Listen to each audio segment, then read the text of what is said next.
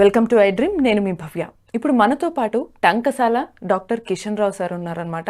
ఇప్పుడు sir spiritual స్పీకర్గా హనుమాన్ జయంతి ప్రత్యేకత గురించి, ఈ సమాజానికి ఎలా ఉపయోగపడుతుంది ఈ హనుమాన్ జయంతి అనే విశిష్టత గురించి మాట్లాడతారు. నమస్తే సార్, ఎలా ఉన్నారు? బాగున్నామ్మా.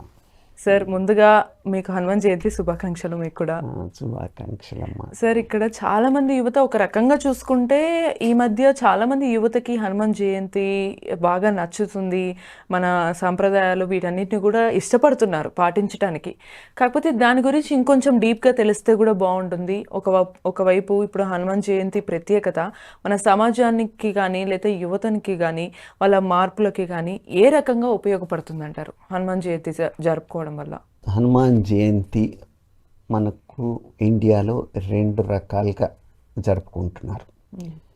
చైత్ర పౌర్ణమినేమో నార్త్ సైడ్ చేసుకుంటారు. తర్వాత మన దగ్గరేమో వైశాఖ కృష్ణ దశమి రోజు మనం ఏమంటే ఈ సంవత్సరం 22 మేకి వస్తుంది. ఓకే ఓకే, 22 మే ఎల్లుడి. అంటే ఈ మన దగ్గర ఈ మధ్యలో 2 కూడా జరుపుకోవడం మొదలెట్టినారు. ఒకటేమో చిన్న హనుమాన్ జయంతి అని, రెండోదేమో పెద్ద హనుమాన్ జయంతి అని. అంటే చైత్ర పౌర్ణమి వచ్చినప్పుడు చిన్న హనుమాన్ జయంతి అని మనకి దగ్గర ఉండే మన టెంపుల్ కొండగట్టులో వాళ్ళు ఏం చేస్తారంటే ఒక హనుమాన్ దీక్ష తీసుకుంటారు. ఆ రోజు తీసుకొని మండలం రోజు 41 days అయిపోతే ఇప్పటికి కంప్లీట్ అయిపోతుంది. అంటే హనుమాన్ దీక్షలకి ఆ చిన్న హనుమాన్ జయంతి మొదలెట్టి ఈ పెద్ద హనుమాన్ జయంతి వరకు నడిపిస్తుంటారు. ఈ హనుమంతుని పాత్ర రామాయణం మొత్తం మీద మనకి మనిషి విలువలు, తర్వాత నేటి సమాజానికి మనిషి ఎలా బిహేవ్ చేయాలి, ఎలా ఉండాలి అని ఆ పాత్ర ద్వారా మనకి తెలిసిపోతుంది. నేను పరిశీలించిన దీని ప్రకారం రామాయణం మొత్తం చదివితే హనుమంతుని పాత్ర వల్ల నాకు సైకాలజీ సబ్జెక్ట్ అంటే కొంచెం ఇష్టం కనుక ఈ సైకాలజికల్ పార్ట్ చూస్తే నేను 3 రకాలుగా అబ్జర్వ్ చేశాను. ఒకటేమో కమ్యూనికేషన్ స్కిల్స్, రెండోదేమో counselling, motivation, self confidence buildup, ఇది ఇంకొకటి. తర్వాత థర్డ్ యాంటీ డిప్రెషన్. హనుమంతుని పాత్ర ఒక యాంటీ డిప్రెషన్ పిల్ లాగో, యాంటీ డిప్రెషన్ మ్యాగ్నెట్ లాగో అనిపిస్తుంది. అప్పుడు మనకి ఫస్ట్ హనుమాన్ జయంతి అప్పుడు మన స్టూడియోలోని చేసిన దీంట్లో కమ్యూనికేషన్ స్కిల్ గురించి చెప్పాను.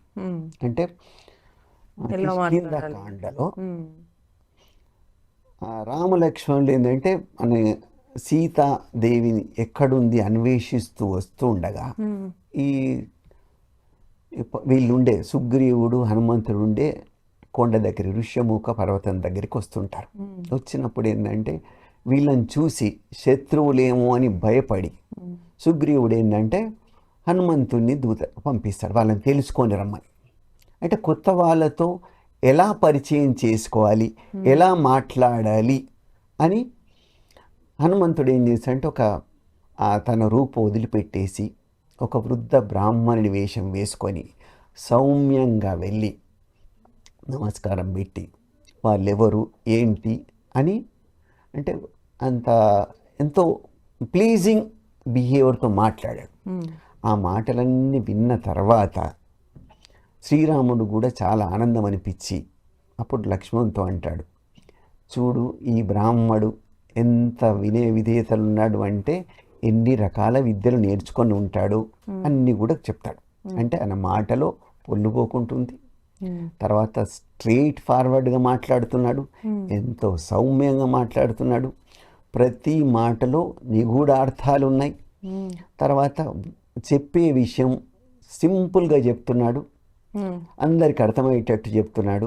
అంటే తర్వాత కొత్త వాళ్ళతో ఎలా బిహేవ్ చేయాలో, తర్వాత ఏంటంటే మనకి వేదాలు చదివి ఉన్నాడు కనుకనే ఇవన్నీ తెలుసుకోగలిగితే ఇలా మాట్లాడగలుగుతున్నాడని అదంతా వర్ణించి చెప్తాడు. అంటే మనకి బాడీ లాంగ్వేజ్ కానీ తర్వాత టాకింగ్ ఇది టెక్నిక్స్ ఇవన్నీ కూడా ఏంటంటే మనకి ఏదైనా ఇంటర్వ్యూకి వెళ్ళినా ఎలా మాట్లాడాలి, ఎలా బిహేవ్ చేయాలి, బాడీ లాంగ్వేజ్ ఎలా ఉండాలి, అవన్నీ ఏంటంటే హనుమంతుని ఆ పాత్ర ద్వారా తెలుసుకోవచ్చు.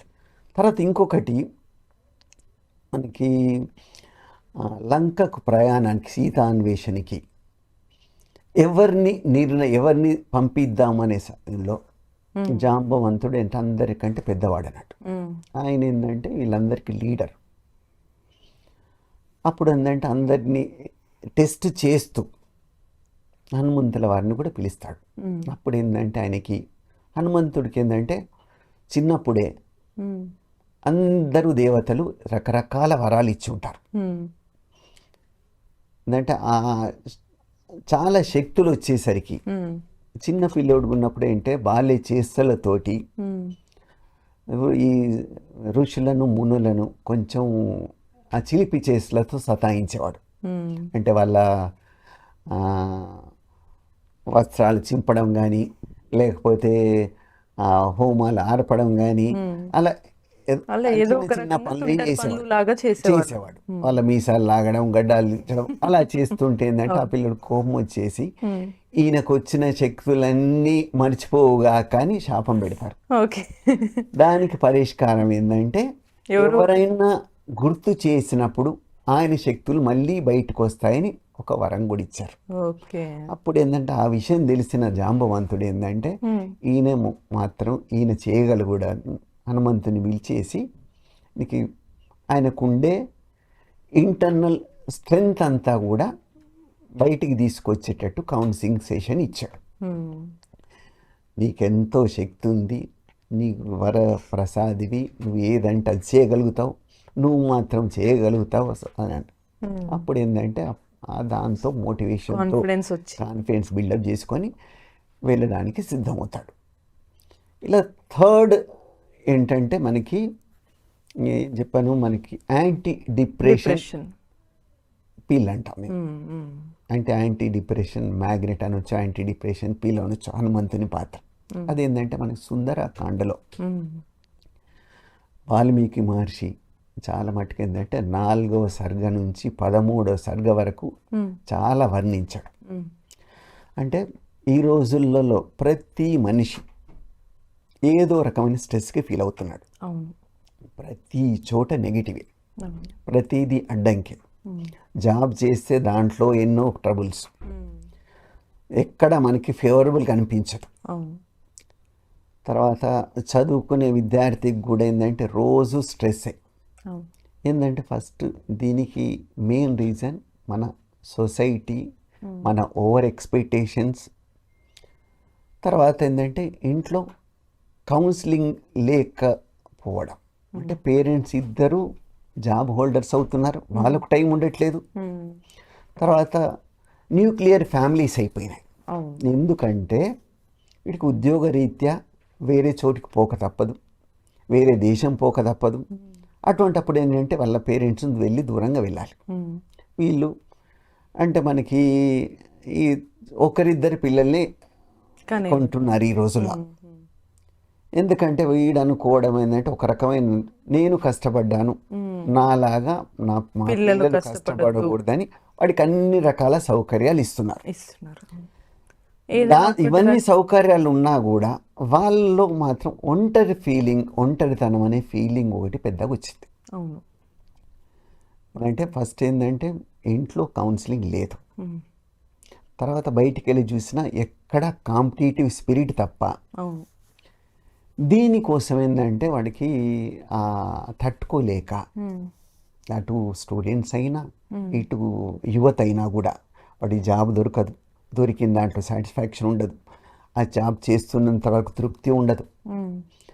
తర్వాత ఇక ఏదో సంపాదన ఇంతే తక్కువ ఉంది, పక్క వాడికి ఎక్కువ ఉంది, ఇవన్నీ కూడా నెగిటివ్ ఫీలింగ్స్ ఎక్కువ ఉన్నాయి. దాంతో ఏంటంటే డిప్రెషన్కి పోతున్నారు.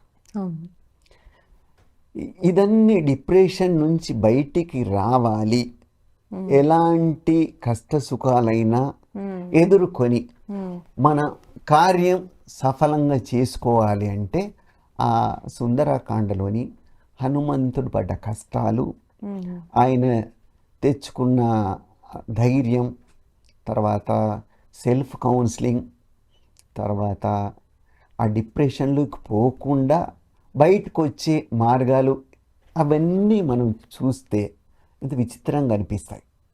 అంటే ఆ రోజుల్లో మనకి ఈ జనరేషన్ కావాల్సిన సైకాలజికల్ టిప్స్ అన్నీ వాల్మీకి మహర్షి ఆ రోజులోనే ఇచ్చాడని. ఇప్పుడు ఏంటంటే ఫస్ట్ అది కొత్త ప్రదేశం, లంక అంటే నీకు ఎన్నడూ పోయింది చూడలేదు. అప్పట్లో సముద్రం దాటి వెళ్ళాలి, సముద్రం దాటి వెళ్ళాలి, 100 యోజనాల సముద్రం దాటి వెళ్ళాలి. తర్వాత అక్కడ మనకి ఎవరు తెలియదు, అక్కడ ఏ లాంగ్వేజ్ మాట్లాడతారో తెలియదు, అక్కడ మన ఫ్రెండ్స్ ఎవరు లేరు, అంత శత్రువులే. ఆ శత్రువు ప్లేస్లో వెళ్ళి ఆ సీతమ్మ వారంటే తెలియదు, ఈ రోజుల్లాగా ఫోటోలు లేవు, ఏదో వాళ్ళు వర్ణించిన ఆ లక్షణాలను బట్టి గుర్తుపెట్టాలి. ఇంత కష్టమైనా కూడా దాన్ని సాధించి తెచ్చాడు అంటే అంటే ఆయన గొప్ప, మనం మెచ్చుకోవాల్సిందే. ఫస్ట్ ఏంటంటే లంఘించినప్పుడు అంటే ఇప్పుడు ఫ్లై అయిపోవాలి అంటే ఆయన వాయుదేవుని పుత్రుడు కనుక ఆయనకి అష్టసిద్ధులు ఉన్నాయి, ఆకలి దప్పులు ఉండవు దేవత వరాల వల్ల. ఎంత దూరమైనా ఎంత ఫాస్ట్గానా వెళ్ళగలుగుతాడు. అంటే వాయుదేవుని పుత్రుడు కనుక ఆయన సహకారం బాగుంది. తర్వాత మిగతా వాళ్ళని కూడా వరుణదేవుడైనా లేకపోతే సూర్యుడు వీళ్ళంతా కూడా ఆయనకి వరాలు ఇచ్చారు. తర్వాత వాయుదేవుని ఫ్రెండ్స్ కనుక అలా ఈజీగా వెళ్తుండగానే ఫస్ట్ స్టార్టింగ్లోనే మైనాకుడనే పర్వతం అడ్డంకి అడ్డంకి అంటే ఏంది, ఆయనే మంచి ఒపీనియన్. అంటే ఏదో రామకార్యం మీద వెళ్తున్నాడు కనుక మనం కొంచెం టీ దాగి పొమ్మని ఆతిథ్యం ఇద్దామని ఆయన రూపు పెంచుకొని ఆపడానికి ప్రయత్నం చేశాం. చేస్తే అప్పుడు సున్నితంగా మీరెవరు ఏంది అంటే, నేను దశరథుడు, మాకు చాలా తెలిసిన వారు, దశరథుని కుమారుడైన రాముడి కార్యం చేస్తున్నావు కనుక నీకు దాంట్లో ఒక క్షణం నా దగ్గర రెస్ట్ తీసుకొని పొమ్మంటాడు. దానికి ఆయన హనుమంతుల వారు సున్నితంగా తిరస్కరించాడు. ఏంటంటే నేను వెళ్తుంది రామకార్యం మీద, నాకు ఆగేంత టైం లేదు. అంటే ఇప్పుడు మనకి ఎగ్జామ్ ప్రిపేర్ అవుతున్నప్పుడు ఏ ఫంక్షన్ వచ్చిందో, ఏ సినిమాకు పోదామంటే అటు డైవర్ట్ కాకూడదు అని ఒక చిన్న హింట్ ఇచ్చినట్టు. మనం ఫస్ట్ ఏంటంటే మన దారిలోనే మనం ఉండాలి, ఎన్ని అడ్డంకులు వచ్చినా. ఆ తర్వాత ఉద్యోగ విషయంలో కూడా మనం వెళ్తున్న దారిలో వెళ్తూ ఉండాలి, చిన్న విషయాలు మీరు పట్టించుకోవద్దు. ఇంకా వెళ్తుంటే ఏంటంటే సురస అనే ఒక మాయావి ఈ హనుమంతునికి మింగేద్దామని చూస్తుంటుంది.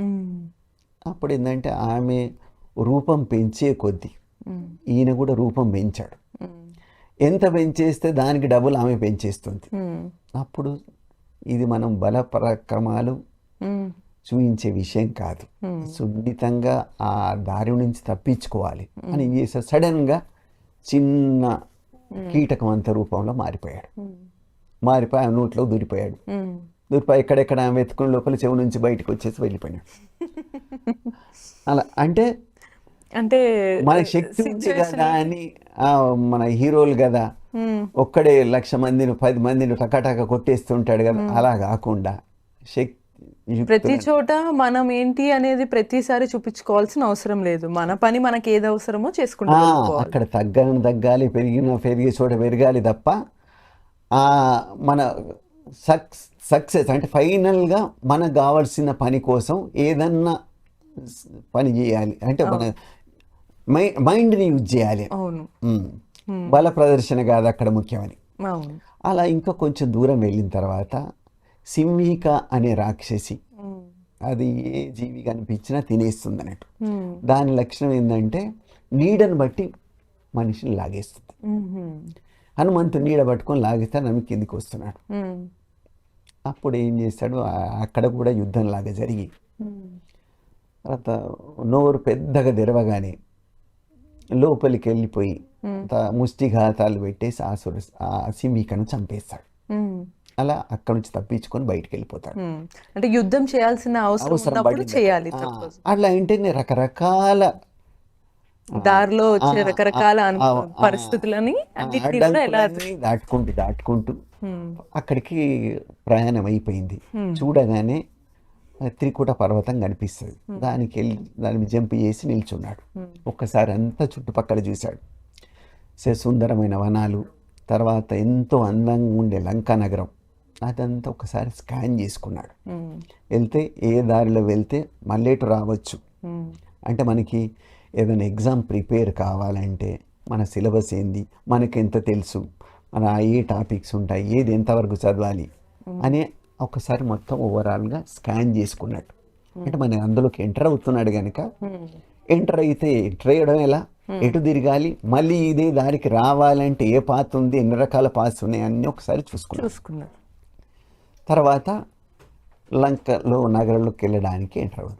లంకను రక్షించేది లంకిని అనే రాక్షసి. ఉమ్, ఫస్ట్ అది శత్రు ప్రదేశం కనుక మనం వినయంగా ఉండి సాధించాలని ఫస్ట్ నమస్కారం చేసి ఉమ్, కొంచెం దారి ఇమ్మమ్మ తల్లి, నేను లోపలికి వెళ్ళి యోగక్షేమాలు తెలుసుకొని వస్తాయి, లేదు నేను నాకు కుదరదు అంటాడు. ఉమ్, ఇంకా బతిమిలాడతాడు. ఎంత చేసినా నేను నన్ను ప్రొటెక్ట్ చేసేదాన్ని కనుక నేను నిన్నే వదిలిపెట్టాను అంట.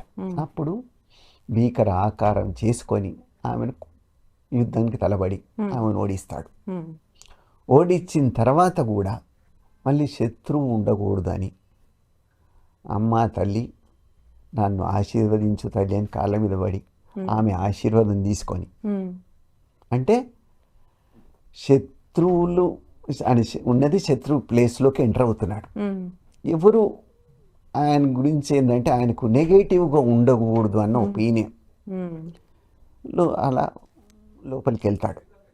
వెళ్ళిన తర్వాత ఇప్పుడు ఈ ఆకారం చూస్తే ఈ కోతి ఎలా వచ్చిందో, లేకపోతే మనిషి వేషం వేసుకున్నా కూడా ఎవరు వచ్చారో అని రాక్షసమూక సైన్యం వెతుకుతుండి దొరకబడుతుండొచ్చు, దొరికించుకుంటారని ఏ చిన్న పిల్లి ఆకారంలోకి మారిపోతాడు. చిన్న పిల్లి అంత ఆకారంలోకి వెళ్ళిపోయి ఒక్కొక్క గృహం వెతకడం మొదలెడతాడు. సీతమ్మ వారు ఎక్కడ ఉంది. అలా వెళ్తూ నగరం అంతా తిరిగాడు, ఎక్కడ జాడ కనిపించలేదు. తర్వాత ఒక అందమైన భవనం కనిపించింది. అది ఎవరి భవనం ఆయనకు తెలియకపోవచ్చు ఫస్ట్, కాకపోతే అది రావణాసురుని మందిరం. అక్కడ ఒక అపురూపమైన సౌందర్యవతి గాఢంగా నిద్రపోతూ కనిపించింది. చూడగానే ఒక్క క్షణం అమ్మో ఇంత సౌందర్యవతి మా సీతమ్మ వారు కావచ్చు అని భ్రమపడ్డాడు. కాకపోతే ఇమ్మీడియట్గా ఆయన ఏంటంటే మనకి చాలా చతురుడు, అంటే అప్పుడు ఇది అంత పరిజ్ఞానం ఉన్నవాడు కనుక ఒక్క క్షణం ఆలోచన చేసి సీతమ్మ వారైతే నగలు ధరిస్తుందా, తర్వాత ఇంత హాయిగా నిద్రపోతుందా రాముని వదిలిపెట్టేసి, కాదు నేనే భ్రమలో పడ్డానని మళ్ళీ కౌన్సిలింగ్ చేసుకొని మళ్ళీ వెతకడం మొదలెట్టినాడు. అలా వెతికి ప్రతి అంగుళం వెతికాడు. సాయంత్రం మొదలుపెట్టిన ఆయన ప్రయాణం ఎక్కడ ఆగకుండా తెల్లవాళ్ళు తిరిగాడు. తిరిగి ఎక్కడ దారి దొరకక ఒక గోడ కానుకొని అలా కూర్చున్నాడు. కూర్చొని ఎంత కష్టపడ్డాను అయినా ఏమాత్రం జాడ దొరకట్లేదు అని ఒక నిర్వేదంలోకి వెళ్ళిపోతాడు, అంటే డిప్రెషన్లోకి వెళ్ళిపోతాడు. ప్రతి చోట వెతికాను, ఎక్కడ కనిపించదే, ప్రతి ఇల్లు చూశాను, ఏమి దొరకట్లేదు. ఇక నేను అక్కడ ఎదురు చూస్తున్న మా వానరసేనులకి ఏం చెప్పాలి, రాముల వారికి ఏం చెప్పాలి, ఓడిపోయానేమో, సీతమ్మ వారు దొరకలేదని చెప్పితే ఆయనే అసలు ఉండగలుగుతాడా, లేదు నేను అశక్తునని చెప్పి ఆయన ముందు ఓడిపోయినట్టు చేయాలా, లేదా మౌనంగా ఉండి ఆయన కోపానికి లొంగిపోవాలా అని రకరకాల బాధ. తర్వాత అలాగే ఈయన హనుమంతుని గురువు ఎవరు అంటే సూర్యుడు, విద్యాబుద్ధులు నేర్పిన ఆయన సూర్యుడు. ఆ సూర్యుడికి గురుదీక్షను అడిగినప్పుడు ఆ సూర్యుడు ఏమన్నాడంటే నా కుమారుడైన సుగ్రీవుని దగ్గర నువ్వు ఉండు, ఎల్లప్పుడూ కాపాడుతూ ఉండు అన్నాడు. అంటే అప్పుడు సుగ్రీవుని ముఖంలో ఆనందం చూపించాలి అంటే ఈయన కంపల్సరీగా సీతమ్మ వారిని వెతికి పెట్టాలి. అదే అంటే ఇప్పుడు ఆయనకు అప్పుడు గోచరమైంది. ఒక క్షణం ఆలోచన చేశాడు, నేను వచ్చింది ఉమ్, ఒక పని కోసం, ఇలా నాకు నేను నర్వస్ అయిపోతే ఎలా? ఎందుకంటే ఆయన మ్, ఏంటో మైండ్ డైవర్ట్ అయ్యే మనిషి ఇది కాదన్నట్టు, వ్యక్తిత్వం కాదు కాదు. కాదు ఏ పనికి వచ్చామో అది ఖచ్చితంగా అయిపోవాలి ఖచ్చితంగా అనే చేయాలి. థాట్లు. అప్పుడు ఒక క్షణం ఆనుకొని కూర్చున్నాడు, గాఢంగా ఊపిరి పీల్చుకొని మెడిటేషన్కి వెళ్ళిపోయినాడు. వెళ్ళిపోగానే ఫస్ట్ మనకి ఆ, జాంబవంతుడు చెప్పిన మాటలన్నీ వినబడ్డాయి, ఆ, చెవులో మోగుతున్నట్టు అనిపించాయి. నీ ధైర్య సాహసాలు ఏంటి, నీ శక్తియుక్తులు ఏంటి, నీ తెలివితేటలు పాఠవాలు అన్ని ఎన్నో రకాల వర్ణించిన విషయాలన్నీ గుర్తు తెచ్చుకున్నాడు. అలా మొత్తంగా అలాగే అన్ని గుర్తు సెల్ఫ్ తెచ్చుకొని కౌన్సిలింగ్ చేసుకొని మోటివేట్ అయ్యారు. ఒక్క ధైర్యానికి వచ్చినాడు. నేను చేయగలను అనుకున్నారు. అని ఒక కాన్ఫిడెన్స్కి బిల్డ్ చేసుకున్నాడు. అంటే మళ్ళీ అందులో రెండు రకాలు ఉంటాయి. నేను చేయగలను అనేది ఆత్మవిశ్వాసం, నేనే చేయగలను నేను మాత్రమే చేయగలను అనేది అహంకారం. అప్పుడు అంటాడు, అనుకుంటాడు, నేను చేయగలను, నాతో పాటు మన వానరసేనలోనే ఇంకో నలుగురు కూడా ఉన్నారు. సుగ్రీవుడు ఉన్నాడు, నాతో ఈక్వల్గా బలవంతుడు అంగదుడు ఉన్నాడు, నలుడు ఉన్నాడు, వీళ్ళంతా కూడా ఉన్నారు. అంటే ఏంది, ఇప్పుడు నా గ్రేట్నెస్ అని మాత్రం అనుకోకుండా నాతో పాటు నాకు సమానంగా చాలామంది ఉన్నారని, అంటే అలా ప్రౌడ్గా గర్వానికి కలుపుకుంటూ అంటే నేను ఒక్కనే కాదు, నాలాంటి వాళ్ళు చాలామంది ఉన్నారు అని చూపించడం కోసం. అంటే గర్వం లేనితనం అక్కడ కనిపించింది నాకు. ఆ తర్వాత ఏంటంటే ఇంకా సుగ్రీవుడు ముఖంలో వెలుగు, తర్వాత రాముడు నాకు ఇచ్చిన ఉంగరం ఉంది, అదే దీన్ని ఏం చేయాలి, రామముద్రికను సీతమ్మ వారికి ఇవ్వాలి, మళ్ళీ దీన్ని వాపస్ తీసుకుపోయి నేను ఏ ముఖంతో వెళ్ళాలి. రాముల వారిని దలుచుకున్నాడు. తర్వాత ఈ సైన్యం అంతా కూడా నా కోసం నిద్రలు పోకుండా చూస్తుంటారు, ఎప్పుడు హనుమాన్ వస్తాడు, జాడ మంచి వార్త ఎప్పుడు తెలుపుతాడు అని. తర్వాత మనకి పెద్దవాళ్ళ మాటలు ఎప్పుడు కూడా తప్పుపోవు. ఇప్పుడు జటాయువు అనే పక్షి, ఆయన రావణాసురుని చేతిలో చనిపోయినప్పుడు ఆయన సహోదరుడే సంపాతి అని ఇంకొక పక్షి ఉంటుంది. అది ఏంటంటే ఆ పక్షి రామలక్ష్మణులకి హనుమంతుడికి వీళ్ళకి, నేను సీతమ్మ వారిని చూశాను, అశోకవనంలో ఒక చెట్టు కింద కూర్చొని ఉంది అని నేను ప్రత్యక్షంగా చూశానని చెప్పాడు. అలాంటి మహానుభావుడు అబద్ధం చెప్పడు. అటువంటప్పుడు ఏంటంటే అమ్మవారు ఇక్కడ, సీతమ్మవారు ఇక్కడే ఉంది, నేనే సరిగ్గా వెతకలేదేమో అని అప్పుడు ఒక కాన్ఫిడెన్స్ వస్తుంది. కాన్ఫిడెన్స్ రాగానే చూశాడు, అటు ఇటు చూస్తేంది ఎదురుగుండానే అశోకవనం ఉంది. ఆశ్చర్యపోయాడు, అయ్యో నేను 10 సార్లు ఇక్కడే పచార్లు కొట్టాను, అప్పుడెందుకు కనిపించలేదు, ఇప్పుడు ఎలా కనిపిస్తుంది అంటే స్ట్రెస్లో ఉన్నప్పుడు దారులన్నీ మూసుకుపోతాయి, ఏం చేయాలో తోచదు. ఇప్పుడు ఏంటంటే మనకి ప్రశాంత చిత్తంతో వెతుకుతున్నాను కనుక అన్నీ దొరుకుతున్నాయి, అన్నీ పాజిటివ్గా కనిపిస్తున్నాయని అప్పుడు ఏంటంటే ధైర్యంగా లోపలికి అశోకవనంలోకి ఎంటర్ అవ్వడానికి సిద్ధమైనాడు.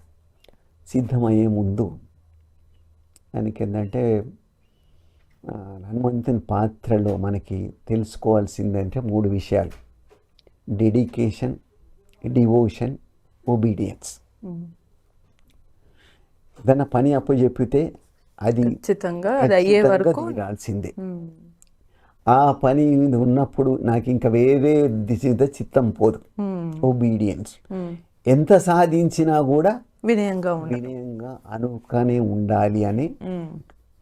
ఇప్పుడు ఏంటంటే ఫస్ట్ వెళ్ళే ముందు మనసులో దేవుడి ఇష్ట దైవతలను, తర్వాత ఏంటంటే సూర్యుడిని, గురుదేవుడు, అలా కాకుండా చిన్నప్పుడు ఏంటంటే సూర్యబింబాన్ని పండు అనుకొని పైకి ఎగరవాకినప్పుడు ఆయన ఏమన్నా నొచ్చుకున్నాడేమో అన్న ఆ ఫీలింగ్ ఉండకూడదని సూర్యదేవునికి ప్రార్థించాడు. ఆ తర్వాత ఇంద్రుడిని ప్రార్థించాడు. ఎందుకంటే ఇంద్రుడికి వ్యతిరేక వర్గమైన సుగ్రీవునితో ఉంటున్నాడు. ఇంద్రుని కొడుకు వాలి, వాలికి వ్యతిరేక వర్గం సుగ్రీవుడు. సుగ్రీవుని దగ్గర ఈయన మంత్రి. అందుకని ఆయన వల్ల కూడా నెగిటివ్ కాకూడదు. ఆయన దగ్గర కూడా మనం ఆశీర్వాదం తీసుకోవాలి. అంటే ఏదైనా పరిస్థితుల్లో శత్రువర్గాన్ని ఏదైనా మనం పనిచేయాలంటే శత్రువర్గాన్ని ఫస్ట్ సాటిస్ఫై చేయాలి, తన వైపుగా ఉండేటట్టు సాటిస్ఫై చేసి నొప్పించకుండా సాటిస్ఫై చేసి, అలా మొత్తంగా అనుకున్న పరిస్థితులన్నింటినీ కూడా తనకు అనుకూలంగా మార్చుకున్నారు. ఆ తర్వాత ఏంటంటే ఈ ఇష్టదేవతను ప్రార్థించాడు. తల్లిదండ్రుల్ని, వాయుదేవుణ్ణి, అష్టదిక్పాలకులను ప్రార్థించేసి ఇక పయనమైనాడు. చూడగానే సీతాదేవి కనిపించింది. అయిపోయి అక్కడికి సక్సెస్, ఎంతో ఆనందంతో గెంతలేశాడు. అదే మనకి యాంటీ డిప్రెషన్ నుంచి బయటకు వచ్చేసి అప్పుడు బయటకు వచ్చినప్పుడు అవకాశాలన్నీ ఎదురుగా కనిపిస్తాయి. డిప్రెషన్లో ఉన్నప్పుడు మన ఎదురుగా ఉండేది కూడా కనిపించదు అనే ఈ సైకాలజీ కాన్సెప్ట్ ఈ హనుమంతుని పాత్ర వల్ల తెలుస్తుంది. అద్భుతం, సూపర్ సార్. సో చాలా అద్భుతంగా చెప్పారు. ఇప్పటికీ కూడా నాకు తెలిసినంత వరకు హనుమాన్ జయంతి ఎన్నో ఏళ్ళగా జరుపుకుంటున్నప్పటికీ కూడా ఇంత అంతరార్థం ఉంటుందని, ఇంత సైకలాజికల్గా సమాజానికి ఇంతగా ఉపయోగపడుతుంది అనేది చాలామంది తక్కువగా అబ్జర్వ్ చేసి ఉంటారు. చాలా చక్కగా సార్ మనకు చెప్పారు. ఇటువంటి మరిన్ని ఇన్ఫర్మేషన్స్ కోసం కీప్ వాచింగ్ ఐడ్రీమ్. జై శ్రీరామ్, జై హనుమాన్. తవ్వుతూనే శివలింగం సరే దాన్ని అట్లా కప్పేసేయండి, చూపించదండి. మూర్తి పూజ కాదు, సాక్షాత్ బ్రజేంద్ర నందన భగవాన్ ఉన్నారు మూర్తిలో. ఏమీ ఆశించకుండా ఆరాధించే వాళ్ళు కూడా ఉన్నారా ప్రభుజీ? నిజమైన భక్తి అంటే మనకు తెలియదు కాబట్టి